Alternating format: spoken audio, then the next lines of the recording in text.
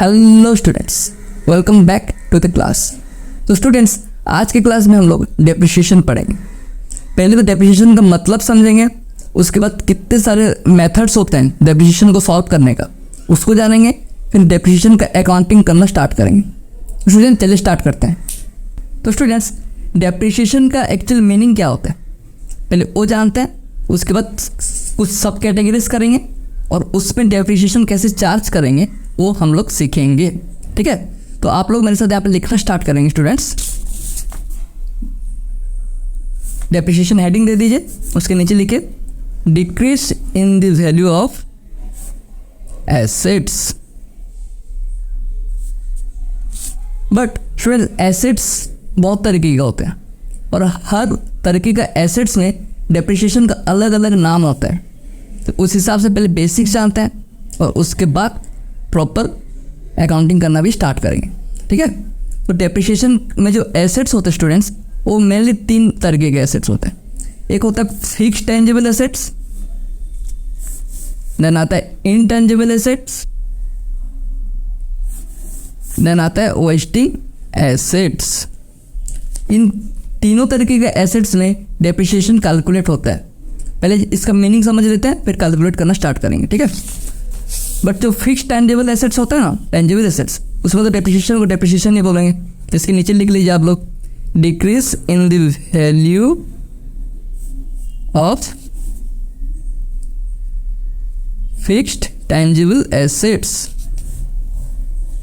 जितने भी tangible asset हैं, जितने भी एसेट्स को हम छू सकते हैं, देख सकते हैं, उसको टेंजिबल एसेट्स बोलते हैं और उसमें डेप्रिसिएशन कैलकुलेट होता है। ठीक है, बट एक्सेप्ट लैंड, लैंड भी एक टेंजिबल एसेट्स है, बट उसमें डेप्रिसिएशन कैलकुलेट नहीं होता है। और लैंड का भी दो तरीका है, दो तरीके का लैंड है। एक होता है फ्री होल्ड लैंड एंड एक होता है लीज होल्ड लैंड। हम लीज होल्ड लैंड में डेप्रिसिएशन कैलकुलेट कर सकते हैं, बट जो फ्री होल्ड लैंड होता है ना, उसमें डेप्रिसिएशन कैलकुलेट नहीं होता। क्योंकि डेप्रिसिएशन क्या होता है, decrease in the value of fixed assets का मतलब डेप्रिसिएशन होता है। और लैंड का वैल्यू घटता है कि इनिशियली बढ़ता है? आप बताइए। आज आप एक लैंड खरीदे हैं 3 लाख रुपए का, ठीक है, after some period of time, 1 साल बाद लैंड का वैल्यू बढ़ गया हो कि घट गया हो? ऑब्वियस बात हो। तो हम लैंड पे डेप्रिसिएशन कैसे कैलकुलेट करें? नहीं कर सकते ना, क्योंकि उसका वैल्यू बढ़ता है। और डेप्रिसिएशन का मतलब ही ये बोल रहा है कि decrease in the value of assets, और यहाँ पे प्राइस बढ़ रहा है, कम नहीं हो रहा है, तो इसलिए यहाँ पे डेप्रिसिएशन कैलकुलेट नहीं होगा। बट लीज होल्ड लैंड कुछ होते हैं जो कि लीज पे लिया जाता है, 5 साल के लिए, 10 साल के लिए, 100 साल के लिए, 50 साल के लिए लीज पे लिया जाता है लैंड। उसको आगे इन डेप्थ समझेंगे, बट अभी तक आप इतना समझे, जितना भी फिक्स्ड टेंजिबल एसेट्स होता है उस पर डेप्रिसिएशन कैलकुलेट होता है एक्सेप्ट लैंड। बट जितने भी फ्री होल्ड लैंड होते हैं उसमें डेप्रिसिएशन कैलकुलेट। ठीक है, सिंपल। देन आते हैं हम लोग का इनटेंजिबल एसेट्स। उस पर कैसे, किन किन तरीके के एसेट पे डेप्रिसिएशन कैलकुलेट होता है? इनटेंजिबल एसेट्स क्या क्या होता है हम लोग का? Goodwill and computer software, not computer, computer पे जो सॉफ्टवेयर होता है वो इनटेंजिबल एसेट्स होता है ना। गुडविल हो गया, कंप्यूटर सॉफ्टवेयर हो गया, ये सब इनटेंजिबल एसेट्स है। और इसमें जो डेप्रिसिएशन कैलकुलेट करेंगे हम लोग, इसको एक्चुअली डेप्रिसिएशन नहीं बोला जाएगा। जितने भी इनटेंजिबल एसेट्स के ऊपर जो वैल्यू हम लोग का डिग्रेड होगा उसको एमोर्टाइजेशंस बोला जाएगा। ठीक है, इसको बोलते हैं एमोर्टाइजेशंस। और जितने भी वेस्टिंग एसेट्स है, मतलब जो नेचुरल रिसोर्सेज होता है वो ख़त्म हो जाता है, उस तरीके का एसेट्स को वेस्टिंग एसेट्स बोला जाता है। लाइक ऑयल वेल्स हो गए, कोल माइंस हो गए, ये सब वेस्टिंग एसेट्स। और इसमें जो रिड्यूसिंग इन द वैल्यू होगा उसको बोलते हैं डेप्रिसिएशन। आप सब लोग मेरे साथ यहाँ पे लिखना स्टार्ट करेंगे, डेप्रिसिएशन। तो हम शॉर्ट रिवाइज करते हैं। जितने भी फिक्स्ड टेंजिबल एसेट्स होते हैं उसको क्या बोलता है, उसमें जो रिड्यूसिंग इन द वैल्यू होगा उसको डेप्रिसिएशन बोलेंगे। जितने भी इनटेंजिबल एसेट्स होता है लाइक गुडविल, कंप्यूटर सॉफ्टवेयर, उसमें जो रिड्यूसिंग वैल्यू होगा उसको क्या बोलते हैं, एमोर्टाइजेशंस। ठीक है, और जितने भी वेस्टिंग एसेट्स होते हैं लाइक कोल माइंस हो गए, या और क्या लिखें, ऑयल वेल्स हो गए, उसमें जो रिड्यूसिंग वैल्यू होगा उसको क्या बोलते हैं, डेप्रिशिएशन। ठीक है, गॉट इट। बट हम लोग का चैप्टर का नाम क्या है यार, क्या है, डेप्रिशिएशन। तो डेप्रिशिएशन तो इन डेप्थ में पढ़ते हैं। ठीक है, डेप्रिशिएशन कैसे कैलकुलेट होता है, मीनिंग क्या होता है, उसको और गहरे से जानता है, फिर कितने तरीके का डेप्रिशिएशन होता है उसको जानेंगे। ठीक है, तो आप लोग मेरे साथ यहाँ पे लिखना स्टार्ट करेंगे। लिखना स्टार्ट करें, स्टेप बाय स्टेप मैं आपको समझाना स्टार्ट करता हूँ। ठीक है, depreciation is charged on all depreciable assets. ये डेप्रिशिएबल एसेट्स क्या होता है, लिखिए बता रहा हूँ क्या लिखिए, depreciation is charged on all depreciable assets on it's depreciable value during its depreciable life. आप लोग बोलेंगे इतना डेप्रिशिएबल कहाँ से आ रहा है, चैप्टर ही डेप्रिशिएशन है तो इतना सब कुछ आएगा ही। आप लोग मेरे साथ यहाँ पे अंडरलाइन स्टार्ट करेंगे। एक डेप्रिशिएबल एसेट्स को अंडरलाइन करिए, then depreciable value, then depreciable life. अब ये सेंटेंस का मीनिंग समझते हैं हम लोग। डेप्रिशिएबल एसेट्स क्या होता है, देखिए मेरे साथ आप लोग, depreciable assets, all fixed assets are depreciable assets. जितने फिक्स्ड एसेट्स हैं, जैसे कि कैमरा मेरे लिए डेप्रिशिएबल एसेट्स है, टाइम के साथ साथ इसका वैल्यू डिग्रेड होता जाएगा ना। मान लीजिए इस कैमरे को मैंने 40,000 में खरीदा है, ठीक है, बट आप 1 साल बाद मैं इसको बेचने जाऊँ तो मेरे को 40,000 मिल जाएगा, नहीं, उससे कम मिलेगा। मान लीजिए 20,000 मिला, मान लीजिए 30,000 मिला, ठीक है, तो 10,000 का वैल्यू डिग्रेड हुआ ना, वो है हम लोग का डेप्रिशिएबल वैल्यू। और कैमरा मेरे डेप्रिशिएबल एसेट्स है क्योंकि उसका प्राइस टाइम के साथ साथ कम होते जा रहा है। टाइम के साथ साथ कम हो रहा है due to wear and tear कम हो रहा है, कोई भी रीज़न हो, वैल्यू कम हो रहा है तो वो मेरा डेप्रिशिएबल एसेट्स है। ठीक है, but except land depreciable assets नहीं है, but leasehold depreciable assets है। Leasehold land, but freehold land depreciable assets है। ठीक है, वैसे ही हम लोग का सेकेंड पॉइंट क्या है, depreciable value. Depreciable value and depreciable life. इसको समझने के लिए एक एग्जांपल लेते हैं और इजीली समझ में आएगा। ठीक है, हेडिंग दीजिए पहले depreciable value and depreciable life. Then एक एग्जांपल लेते हैं, एक मशीन है, देखिए मेरे साथ आप लोग, कॉस्ट ऑफ मशीन 5 lakhs 50,000 लिखिए, 5 lakhs 50,000। एक्सपेक्टेड लाइफ 5 years, मतलब हमको ये लग रहा है कि 5 साल बाद इसका वैल्यू पूरा स्क्रैप वैल्यू में जाएगा, उसका कुछ वैल्यू अच्छा मिलेगा नहीं।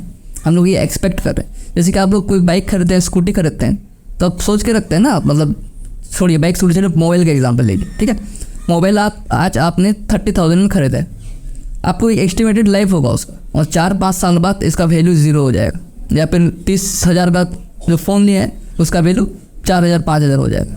एक एक्सपेक्टेशन रह जाता है।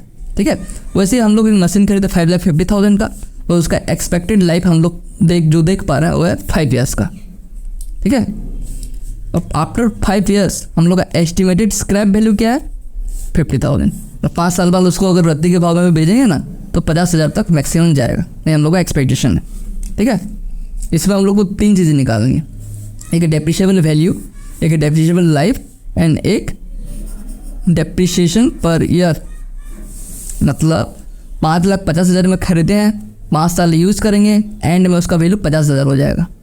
बट हर साल कितना वैल्यू कम हो गया, वो 50,000 हुआ है, वो एवरी ईयर का डेप्रिशिएशन भी हम लोग निकालेंगे।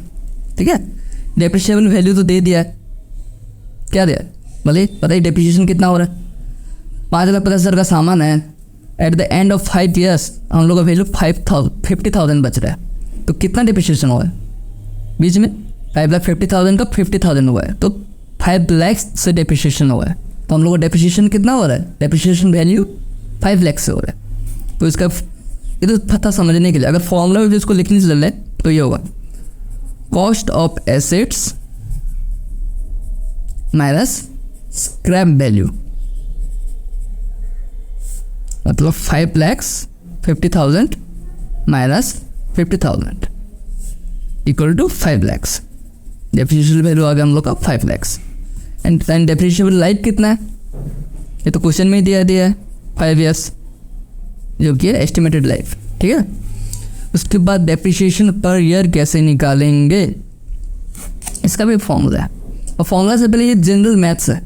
ठीक है, जैसे आप 10th का मार्कशीट मान लीजिए आपका 80% आया था, तो 80% कैसे निकाले थे आप बताइए, कैसे निकाले थे, मतलब टोटल कैसे निकाले थे, जितना मार्क आया है डिवाइडेड बाय, ऐसे कहते जितना मार्क है 80 मार्क्स आया है डिवाइडेड बाय 100 कर दिए, इंटू 100 कर दिए, 80% निकला था।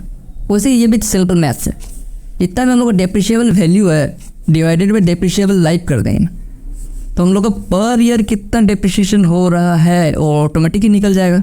जैसे हम लोग डेप्रिशिएशन वैल्यू कितना निकाले थे यहाँ पे 5 lakhs divided by 5 equal to 1 lakh।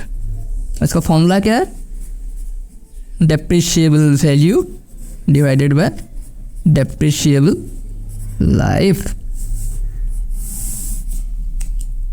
ठीक है, ये तो स्टोरी का फॉर्म है, मतलब अभी तक हम लोग कहानी सुन रहे थे। ठीक है, मतलब सामान कैसे आया, कैसे डेप्रिशिएट कर रहे हैं, कहानी सुन रहे थे।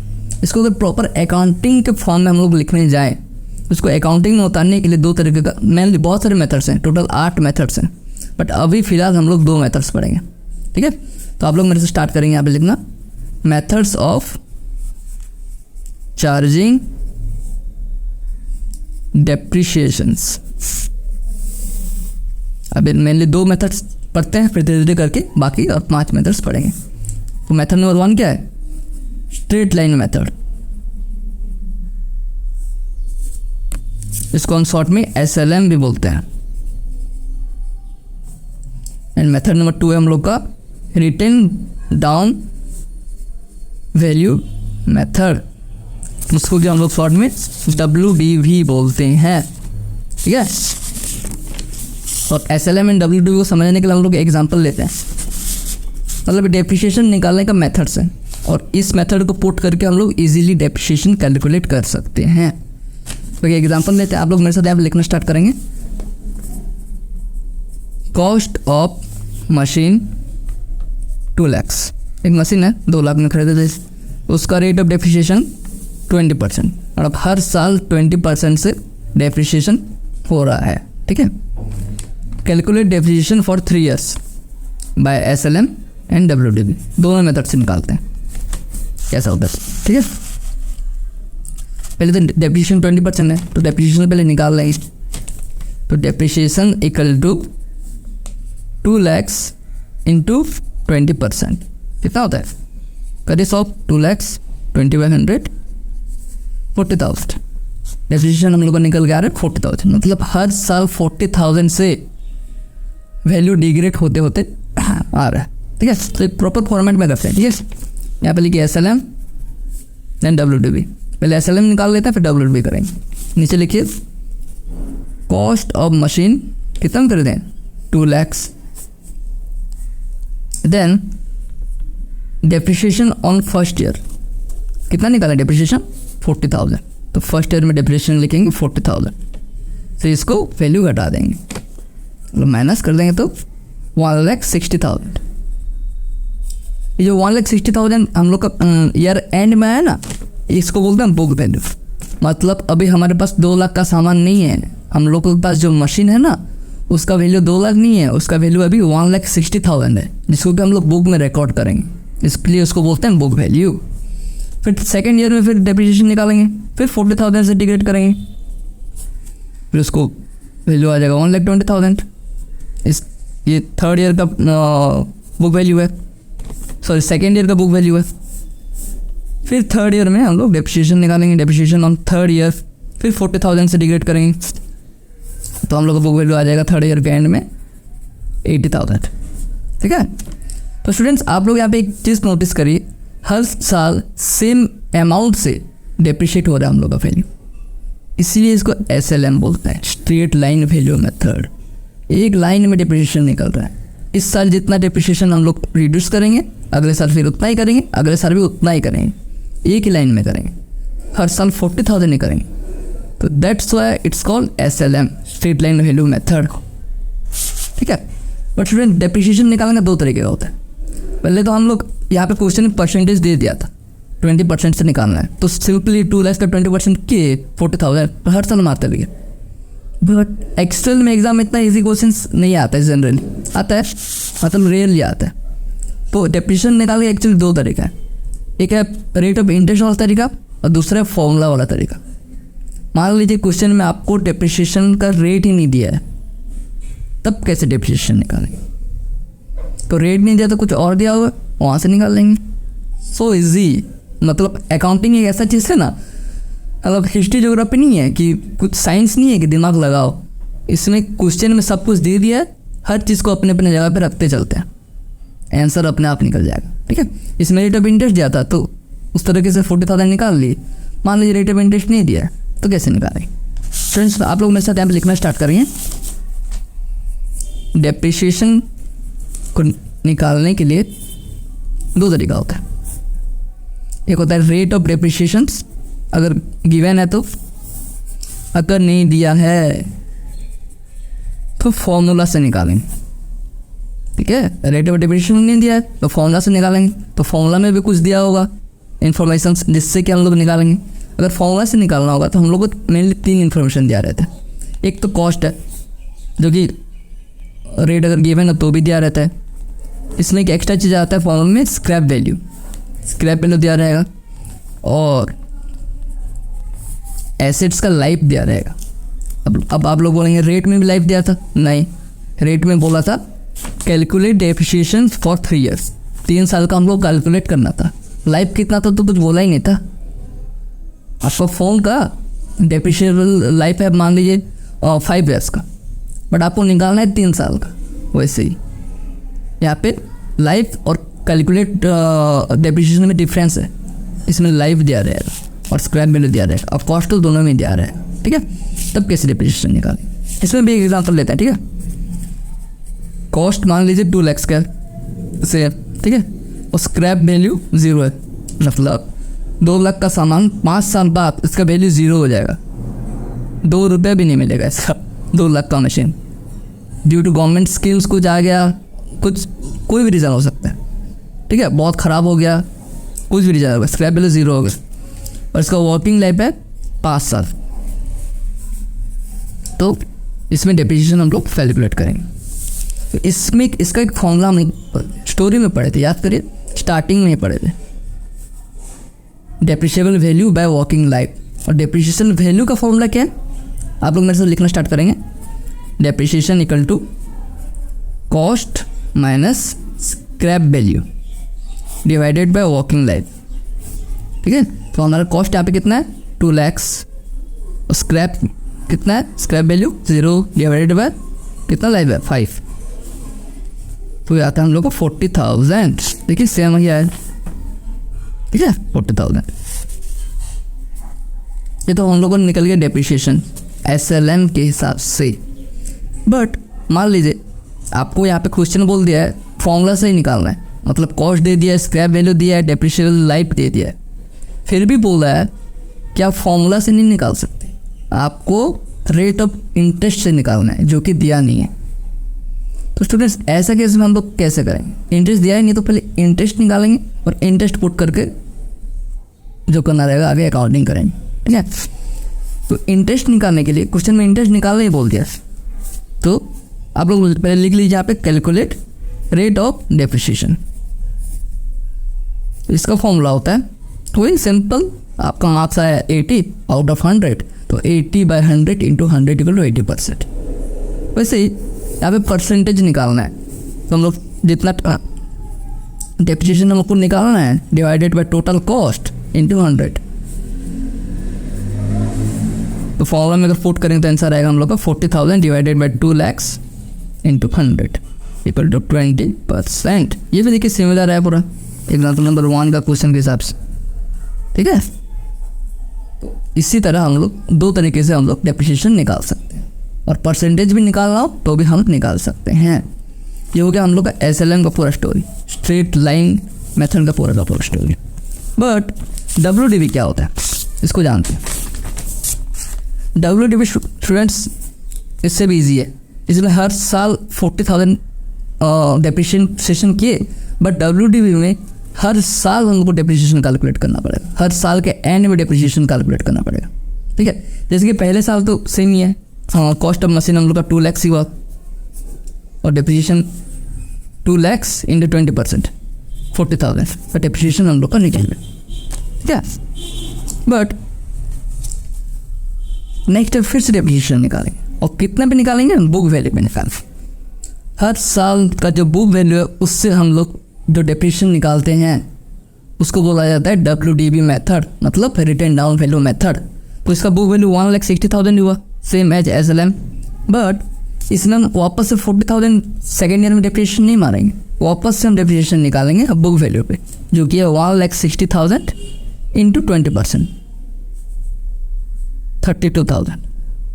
फिर हम लोग को बुक वैल्यू निकल के आ गया 1,28,000 एंड फिर जो बुक वैल्यू निकला थर्ड ईयर में उसका फिर हम लोग डेप्रिसिएशन फिर से निकालेंगे, हर साल में निकालेंगे एंड में, इसलिए उसको बोला जाता है रिटन डाउन वैल्यू मेथड। इसका कितना निकलेगा डेप्रिसिएशन, 1,28,000 इंटू 20% 25,600। तो हम लोग का ईयर एंड में, थर्ड ईयर का एंड में बुक वैल्यू आ जाता है 1,02,400। ठीक है, एज सिंपल एज दैट।